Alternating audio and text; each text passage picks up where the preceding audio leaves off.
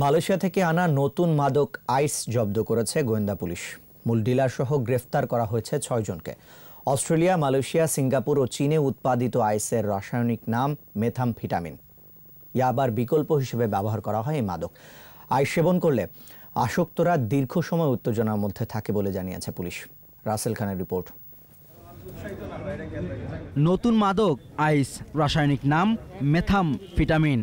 দামি এই মাদক উৎপাদন হয় অস্ট্রেলিয়া, মালয়েশিয়া, সিঙ্গাপুর ও চীনে।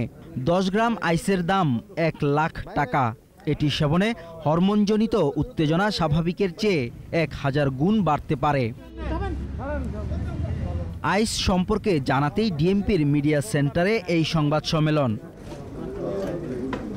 বেশ কিছুদিন ধরে নতুন এই মাদকের নাম শুনে আসছিল গোয়েন্দা পুলিশ।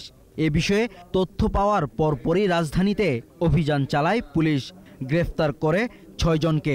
অবশ্যই এটা দেহ এবং মনের জন্য অত্যন্ত ভয়াবহ একটা ক্ষতিকারক একটা ড্রাগ।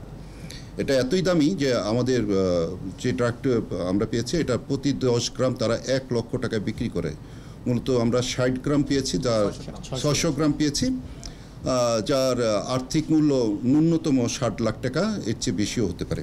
বাংলাদেশ এই মাদক ব্যবসায় রুট হিসেবে ব্যবহৃত হয় বলে জানানো হয় সংবাদ সম্মেলনে। তবে জব্দ করা চালানটি বাংলাদেশের জন্যই আনা হয়েছে বলে দাবি পুলিশের। আসামি যে গ্রেপ্তার হয়েছে এটা গ্যান্টারি থানায় একটা মামলা হয়েছে, যাতে এটার উৎসের সন্ধান এবং যাতে বাংলাদেশে প্রবেশ না করতে পারে সেই ব্যাপারে আমাদের তদন্তপূর্বক ব্যবস্থা নেওয়া হবে। আইস ইয়াবার চেয়ে অন্তত 50 গুণ বেশি ক্ষতিকর বলে জানায় পুলিশ। এটার ক্ষতিকারক দিক হলো ইয়াবার থেকে 50 থেকে 100 গুণ বেশি শরীরে। রাসেল খান, 21 টেলিভিশন, ঢাকা।